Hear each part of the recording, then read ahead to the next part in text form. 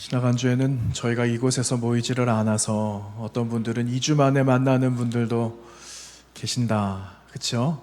네. 지난주에 못 뵀던 분들은 또 2주 만에 만나게 되는데 또 하나님께서 또 우리에게 한 가지로 한 마음을 주셔서 모든 여름 행사들도 잘 마치고 또 모이게 하셨어요.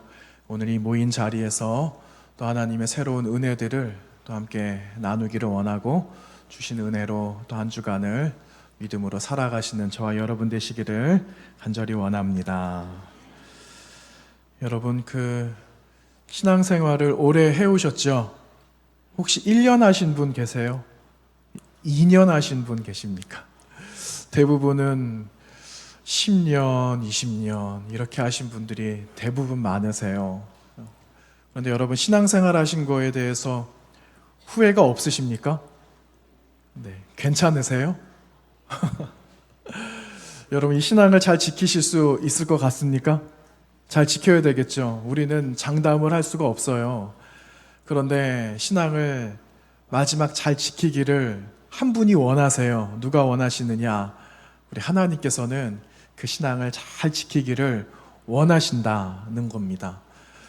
여러분, 신앙생활을 이토록 오래 해오셨는데 신앙생활 하시면서 어려운 일도 많으셨죠? 네, 내가 신앙생활을 이렇게 오래까지 할 수 있을까? 아니면 또 신앙생활 하시면서 참 뿌듯했던 적도 있으셨을 거예요. 그런데 여러분, 신앙생활 하시면서 어떤 유익이 있으셨어요? 한번 질문을 한번 드려볼까요? 어떤 유익, 어떤 기쁨, 어떤 보람, 이런 것들이 분명히 있으셨을 거예요. 그런데 지금 탁 꼬집어서 말하려니까 너무 많아서 말하기가 힘드시겠다라는 생각도 또 들어요. 그런데 어쨌든 우리는 신앙의 유익함을 우리는 안고 살아가는 사람들이라는 겁니다. 여기에 대해서 여러분 동의하세요? 네, 우리는 다 신앙의 유익함이 무언지도 알고 있어요. 오늘 말씀을 이렇게 창세기 45장의 말씀, 우리 이미 아는 말씀 아닙니까? 잘 아는 말씀이죠. 그래서 이 내용에 대해서는 한 번 더 이야기는 하지 않고 바로 이제 본문으로 넘어갈 건데, 이 요셉을 한번 생각을 해보게 되었어요. 요셉과 형들이 지금 만났거든요. 그런데 이 요셉에게 있어서 이 사람도 신앙을 가지고 있는 사람인데 이 요셉에게는 어떠한 신앙의 유익함이 있었을까라는 생각을 한번 해보게 되었습니다. 그런데 요셉이 가진 신앙은 어느 한순간에 얘다 받아라 하고 받게 된 거 아니잖아요. 요셉의 신앙은 어떻게 시작이 됐습니까? 그의 아버지가 있었어요. 그리고 그 아버지는 또 그의 아버지가 있었죠. 이렇게 해서 선조에서부터 이어져 내려온 신앙의 그 길이 있었다라는 거예요. 이렇게 해서 오늘 요셉에까지 현재는 이르게 되었다라는 거죠. 이게 너무 유익한 그의 신앙의 유산이었다라는 거예요. 이걸 전수해 준 사람이 있었기 때문에 얼마나 복된 인생인가라는 생각을 한번 해보게 되죠. 여러분, 다른 질문을 한번 드려볼게요. 여러분에게 그 신앙을 전수해 주신 분이 계세요? 여러분에게 있으신 분도 계시고 없는 분도 계실 거예요. 그런데 나는 신앙을 누가 줬지? 누가 나에게 신앙을 이어가도록 했지? 나는 내가 1세대인데 하시는 분들이 계실 거예요. 그런데 나는 신앙이 1세대라서 나는 뭐 내세울 게 없어 하시는 분들이 있을지 모르겠습니다. 그런데 그게 별로 중요하지 않아요. 무엇이 중요한가? 내가 지금 신앙 안에 있는가 하는 거예요. 아무리 1대, 2대, 3대, 4대를 지내서 지금 내 대에 이르렀다라고 해도 맨날 흔들리는 거예요, 이게. 자꾸 흔들린다. 그리고 여기 있어야 될까? 갈까? 떠날까? 자꾸만 그런다면은 여러분, 그 이어져 온 신앙의 세대가 무슨 소용이 있겠어요? 내가 견고하게 자리를 하지 못하고 있는데. 그래서 중요한 것은 지금 여러분이 계신 자리, 신앙의 자리에 내가 잘 서 있는지 이거 한번 보자라는 겁니다. 왜냐하면은 내가 잘 세워져야만 이 신앙의 끈이 어떻게 되겠습니까? 또 누군가에게 전해줘야 되잖아요. 누군가에게 이어줘야 되잖아요. 할 수 있기 때문에 지금 내 신앙의 이 기반이 잘 세워져 있고 다져져 있는가, 이거를 오늘 점검해 봅시다 하는 게 오늘 주제입니다. 여러분, 만약에 흔들리게 되면 어떻게 될까요? 흔들리게 되면 남는 게 아무것도 없어요. 성경에 기록되어져 있잖아요. 그 유다 나라 이 북이스라엘은 한 가지 믿고 있는 게 있었어요. 뭘 믿었는가? 유일하신 하나님을 믿기도 했어요. 그런데 하나님이 보이지 않으니까 눈에 보이는 걸 믿기 시작했거든요. 눈에 보이는 게 무엇이었냐면은 주변에 열강의 힘도 있었지만은 그것보다 다윗 왕조는 영원하다. 우리에게 다윗 왕이 있지 않는가? 이 다윗 왕만 있으면 된다 하는 그러한 자부심이 있었는데, 아니 그런 자부심이 있으면 그걸 잘 이어나가야 되지 않겠습니까? 잘 이어나가야죠. 그런데 그거를 이어가지 못한 거예요. 결국은요, 아수르 쳐들어옵니다. 바벨론이 쳐들어왔어요. 바벨론도 망하게 됐잖아요. 바벨론은 페르시아에게 망하게 되거든요. 페르시아는 또 영원했습니까? 페르시아도 망했어요. 헬라화 시키기로 나가 작정한 한 사람, 알렉산더에 대해 의해서 이 페르시아는 망하게 됐어요. 그러니까 온 주변이 다 망하게 된 거예요. 결국은 여러분, 하나님께서 우리에게 주신 것 잘 지켜 행하라고 하는 것을 행하지 못하면 결국은 다 망하게 되는 거예요. 그래서 여러분, 오늘 이 자리에 있게 하시고 이 자리에 내가 가진 신앙으로 하나님께 고백하고 있는 그 마음이 여러분, 오늘로 끝나면 안 되겠죠? 내일도 이어져야 되겠죠? 또 그 다음 이어져야 되겠죠? 이 다짐을 여러분, 저와 여러분이 오늘 이 시간에 할 수 있게 되기를 간절히 원합니다. 여러분, 수련회가 끝났잖아요. 얼마나 감사한지 몰라요. 걱정들도 있었죠. 그런데 걱정은 사실은 요만큼밖에 없었어요. 이것보다 잘 될 거고, 잘 인도해 주실 거고, 은혜를 많이 주실 거고, 받을 거고 하는 그 기대하는 마음이 훨씬 컸어요. 그거는 어떻게 표현을 할 수가 없습니다. 그런데 우리가 두 번째 날 집회 마친 다음에 오신 분들하고 다 사진을 찍었거든요. 못 오신 분들도 계세요. 어떤 사진을 찍었는가 안 오신 분들 궁금하시죠? 제가 사진 한 장 보여드릴게요. 어떤 사진 찍었는지.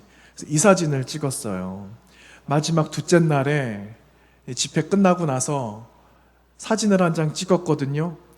저 사진을 제가 전도사님한테 받고는 사진을 가만히 들여다봤습니다. 여러분 찾으셨어요? 여러분 얼굴 다 찾으셨어요? 아, 나 저기 있다. 찾으셨어요? 저거를 보는데 감사하는 마음이 생겼어요. 어떤 감사한 마음이 제 마음속에 있었는가? 저기에 나만 있지 않아요. 그렇죠? 저기 누가 있습니까? 아이들이 있어요. 아이들이 맨 앞줄에 저렇게 시키지도 않았는데 시켰나요? 하트 모양 하라고? 했던 것 같다. 그렇죠?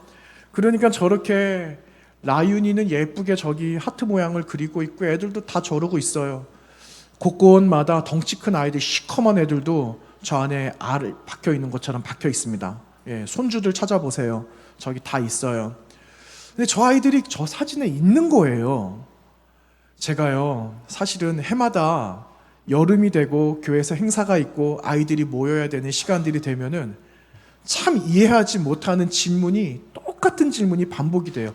작년에도 그 질문이 반복이 되는데 올해도 그 질문이 반복이 되는, 그 질문이 무엇이냐면요, 저 아이들 왜 저기에 있는가?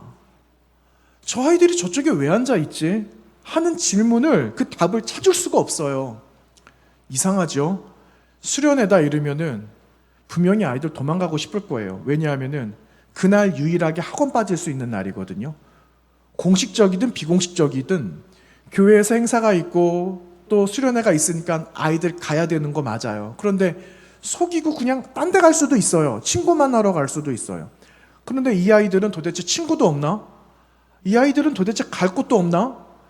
그런데 이 아이들이 여기에 앉아 있는 게 신기하기도 하고 그냥 감사하기도 하고 그런 겁니다. 사진 내려주셔도 됩니다. 이제 저를 보셔야 되니까.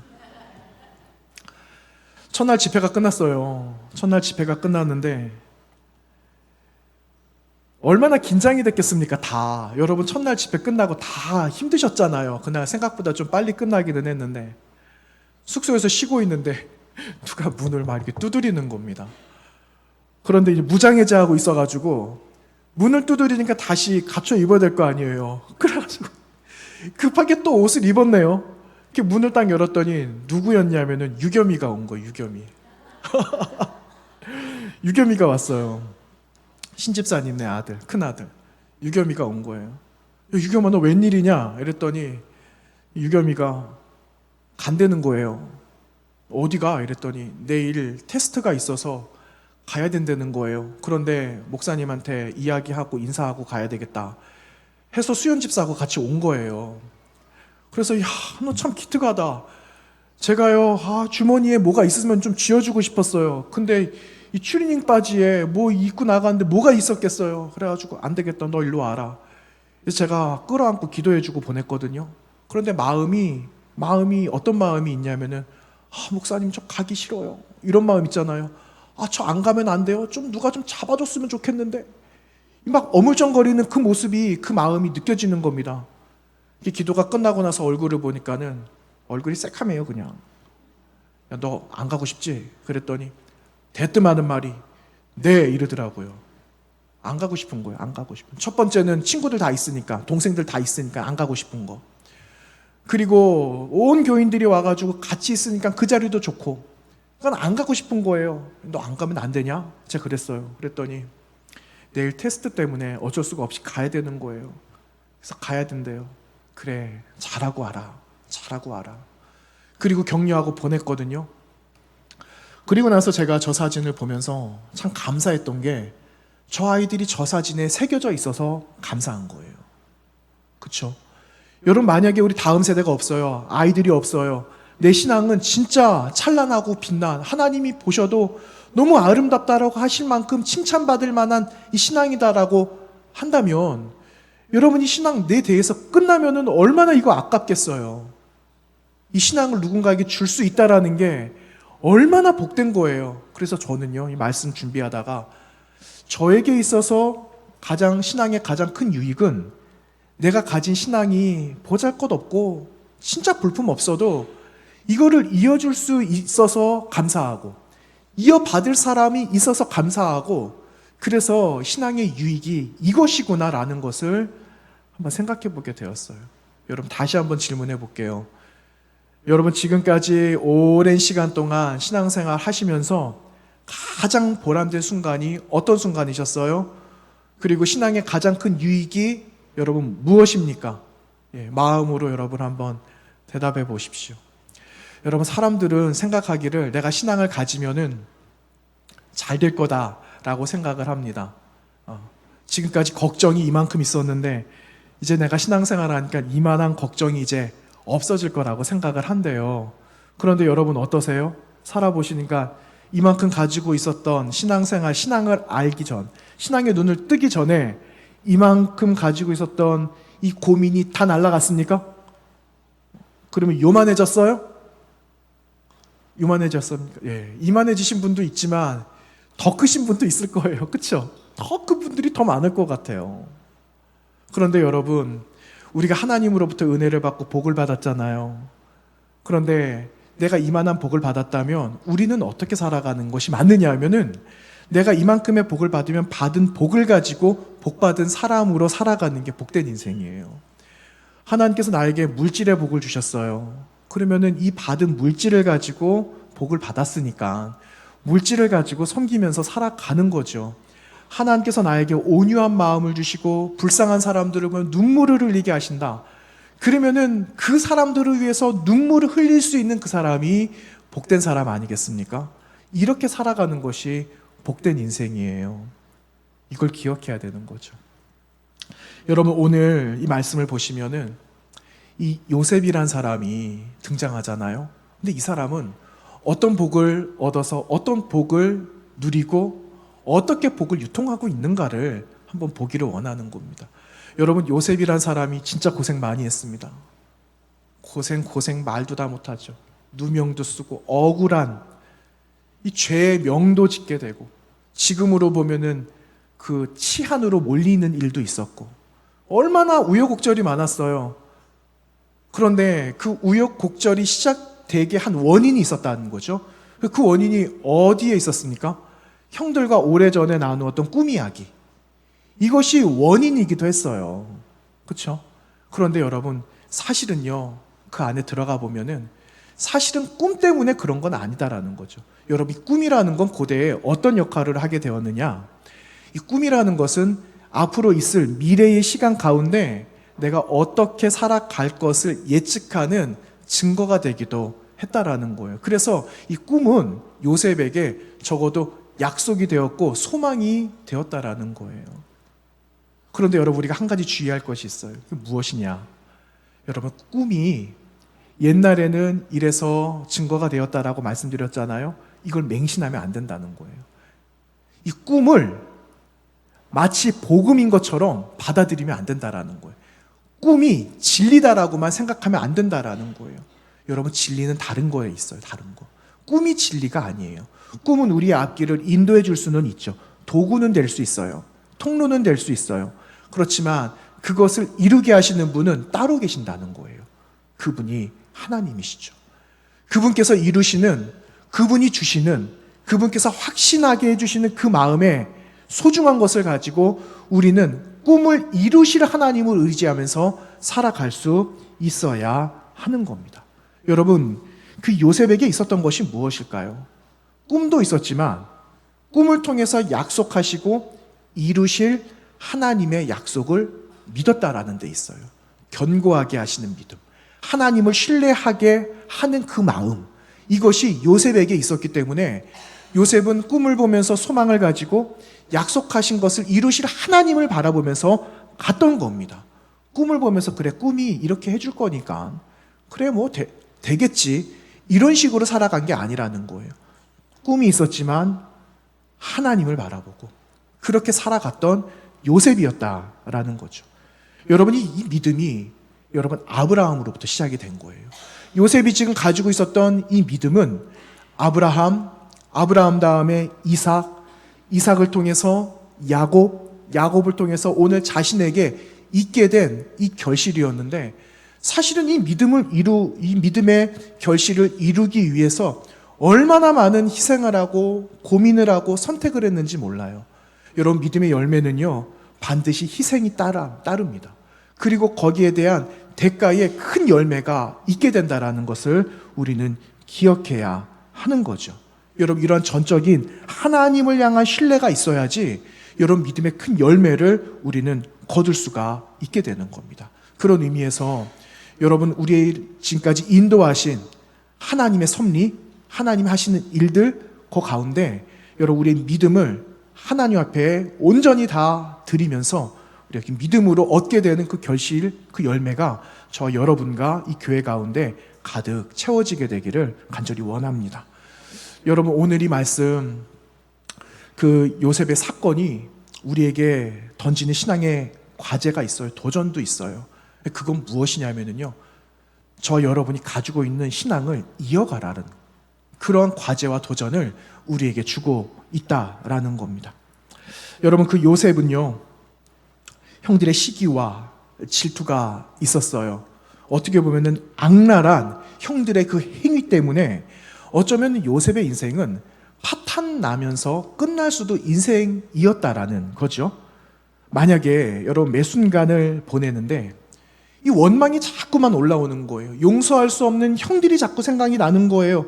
분노를 계속해서 이 요셉이 품고 있었다면은 여러분, 형제들을 만난 이 순간에 형제들을 어떻게 했을까요? 형들은 그냥 애굽의 2인자가 되었는데 형들을 그냥 없애버리지 않았겠어요?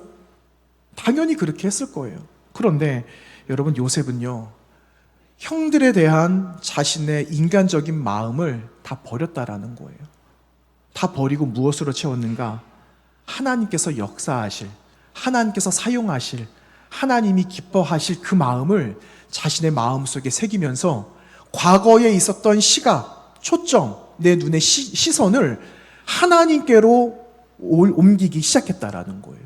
옮김으로 인해서 형들을 용서하고 형들을 받아들이고, 그래서 형들 앞에서 자신을 밝히면서 염려하지 마라, 이것을 담대하게 말할 수가 있었던 겁니다. 여러분, 우리에게도 필요해요. 우리에게도 무엇이 필요한가? 여러분, 과거에 머물러 있었던 그 시선을 이제는 다 내려놓고 하나님께서 나를 통하여서 하실 하나님의 일, 그 일에 내 시선을 갖다 맞추는 일이 필요합니다. 여러분, 지금 이 시간 이 자리에 계신 저와 여러분이 하나님이 하실 일을 우리는 앞서 행할 수는 예측할 수 없지만 그 일을 행하실 하나님이 계신다라는 것을 기억하면서 여러분, 나의 시선을 하나님께 맞출 수 있는 저희 모두가 되기를 간절히 원합니다. 그러면 하나님이 하시는 거예요. 삶을 다시 한번 재해석해 볼 수가 있는 거예요. 오늘 이 자리에서 과거의 자리에 왜 이런 일이, 왜 이러한 사건이, 왜 오늘까지 여기 오게 하신 이유를 여러분 재해석함으로써 우리는 하나님의 깊으신 뜻을 알 수 있게 되는 겁니다. 문제에 머물렀던 시선을 하나님께 옮길 수 있게 되기를 간절히 원합니다. 여러분, 마가복음 7장에 보면은요, 하나의 사건이 나와요. 여러분, 이 사건은 어떤 사건이냐면은요, 그 수로보니게 여인에 관한 이야기가 나오고 있어요. 여러분, 수로보니게 여인은 그 마태복음에서는 가나안 여인이다 이렇게 말하고 있거든요. 그런데 예수님께서 이 이방 사람인 수로보니게 여인을 만나신다라는 거예요. 여러분, 지도를 하나 보시면은요, 이 지도에 예수님께서 게네사렛에서 이미 있으셨던 그 일들이 있었어요. 게네사렛은 어디냐면은 여러분, 저 조그맣게 하늘 색깔 칠해져 있는 곳이 보이죠? 저기는 갈릴리 호수입니다. 근데 갈릴리 호수 그 주변에 보면은 게네사렛이라고 있을 거예요.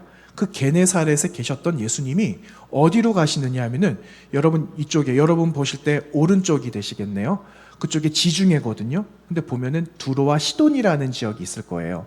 예수님께서 두로와 시돈 지역으로 자리를 옮기십니다.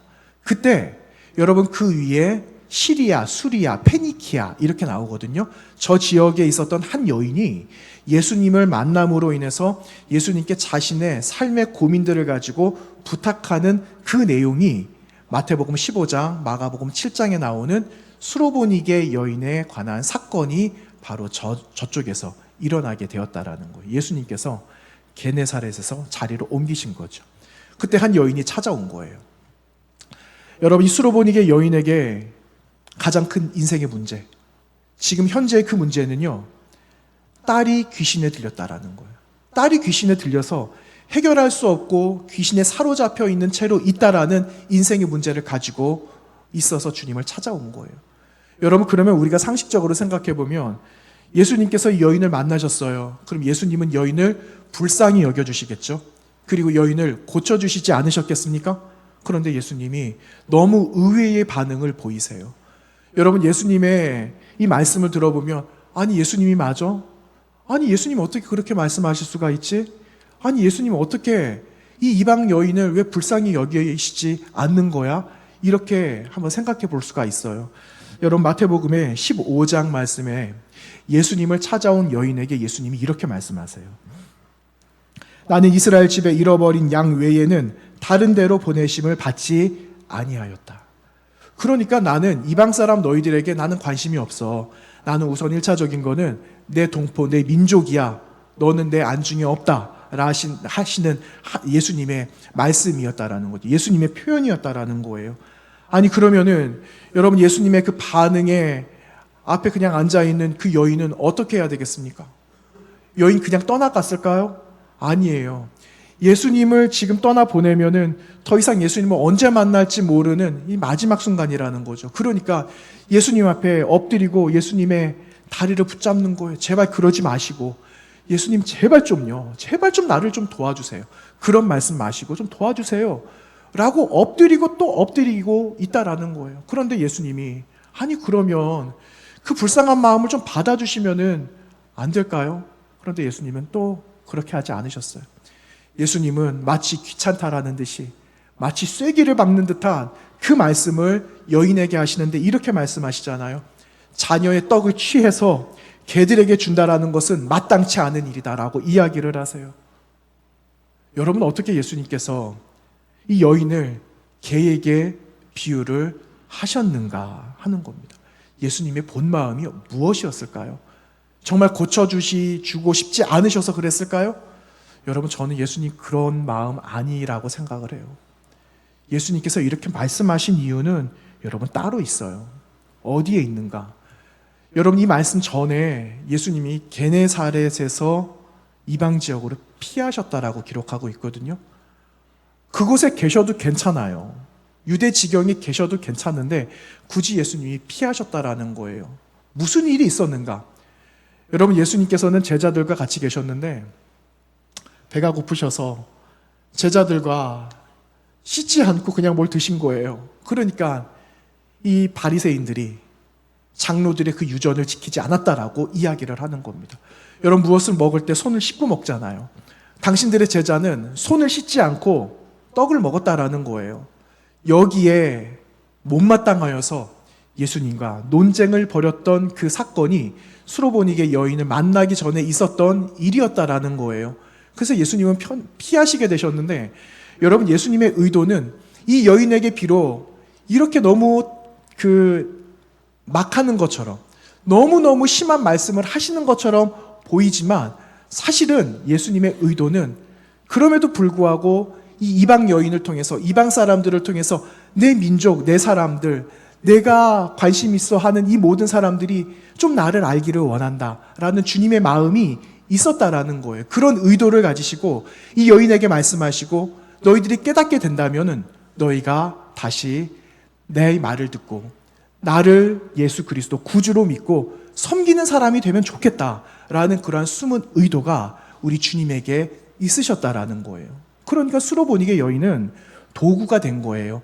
이방 사람들을 통해서 내 백성들이 깨닫게 되기를 원하신다라는 주님의 마음이 있었기 때문에 주님은 이방 지역에 가서 여인에게 다가가시고 여인에게 그렇게 말씀하셨지만 결국은 그 여인은 인정해 주시잖아요.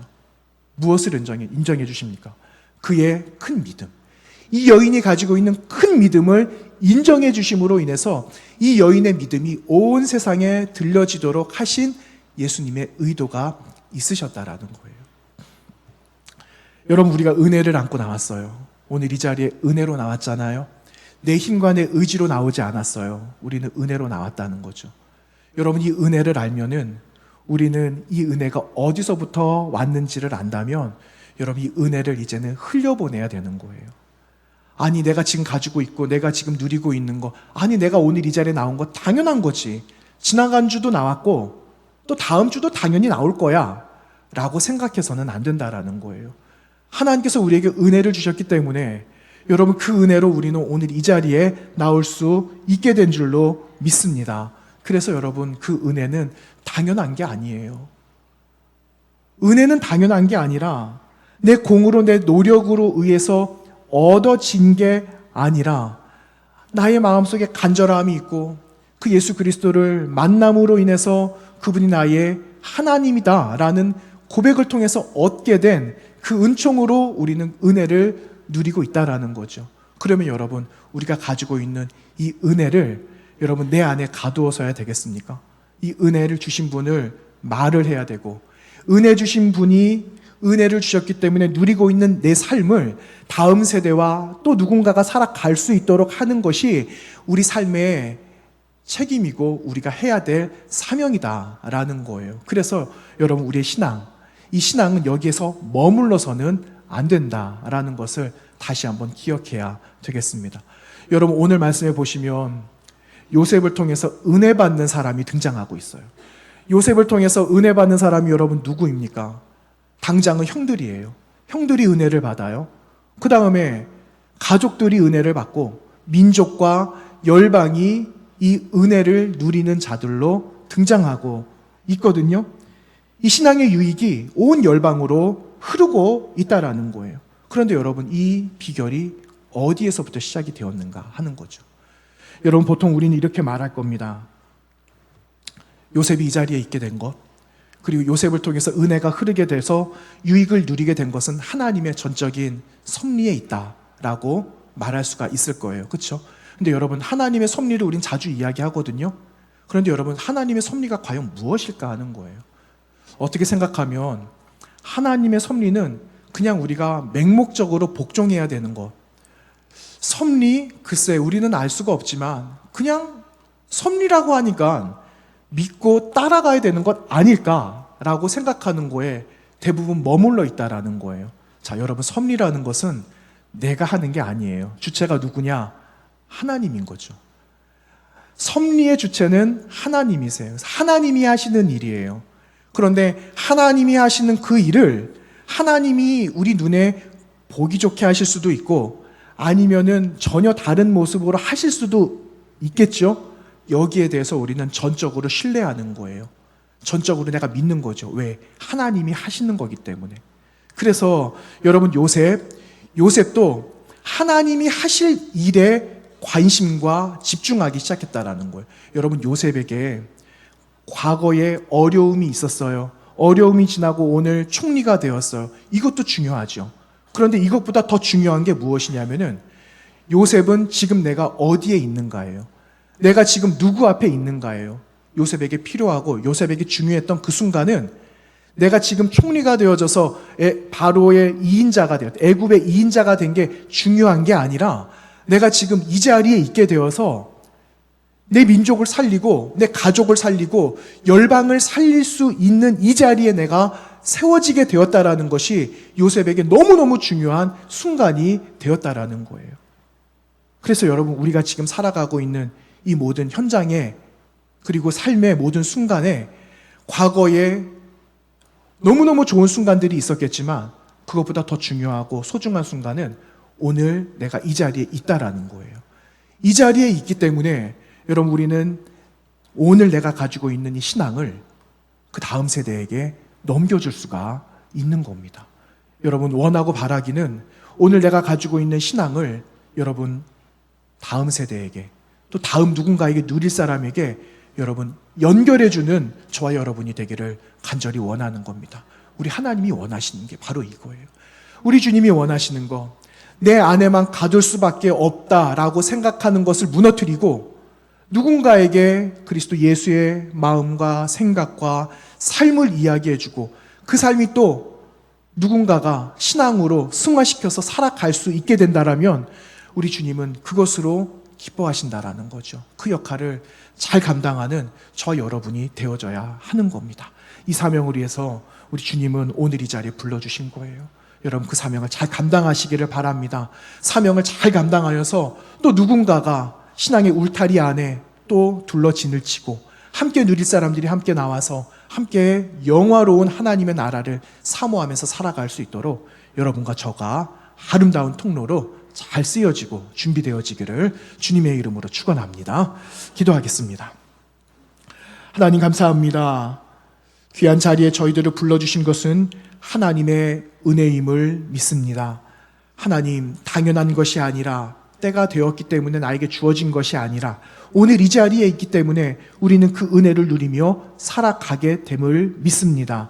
하나님 내 안에 있는 은혜가 계속해서 흐르게 하여 주시고 또 누군가가 누리게 하여 주셔서 은혜의 울타리 안에 아름다운 하나님의 나라를 경험하고 또한 우리 안에 있는 것을 세상 누군가와 함께 나눌 수 있는 우리 믿음의 성도들이 다 될 수 있도록 은혜를 더하여 주시옵소서. 예수님 거룩하신 이름으로 기도하옵나이다.